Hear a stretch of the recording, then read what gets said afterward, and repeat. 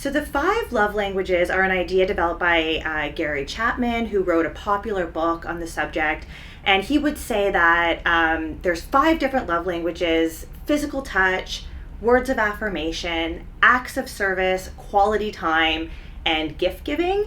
And these ideas beyond the book have become extremely popular online. There's billions of posts on TikTok about them. And the idea is that, learning to speak your love language and having a partner learn to speak yours is sort of the key to relationship success. We recently evaluated the empirical evidence for the love languages. So we looked at the work that had been done to see if the central claims were supported. And we actually didn't find any evidence for any of the central claims. So it doesn't seem like people really have a primary love language. Instead, people seem to like expressions of love in many different forms. Even the idea that there's 5 love languages, it seems that there are other ways that people, show and want to receive love. And then the real central tenet of the theory, or the real central claim that the theory makes, is that if you can express love to your partner in their love language, that you'll be happier in the relationship. And there was no evidence for that. We still acknowledge that it's so popular because it does provide this intuitive metaphor that we think, it helps people understand themselves and express their needs to their partner in their relationship.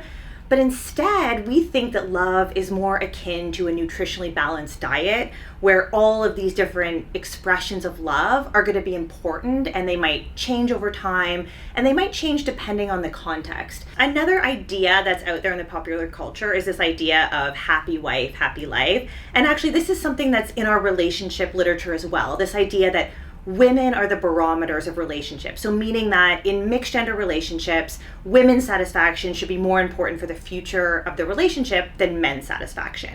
So we set out to test this idea, and instead we found that women's satisfaction and men's satisfaction are both equally predictive of the future satisfaction in the relationship. So not only of how satisfied you feel, but how satisfied your partner feels. So instead of happy wife, happy life, we think it's more suitable to say happy spouse, happy house. Closeness tends to be good for desire. When we feel close and connected to our partner, we often desire them more. But what seems to be important is that we balance this closeness with this sense of otherness or distinctiveness from our partner. So we want to feel close to them, but we also still want to be able to see them in a new light, feel like we can be surprised by them, and acknowledge the unique things that they might bring to our relationship.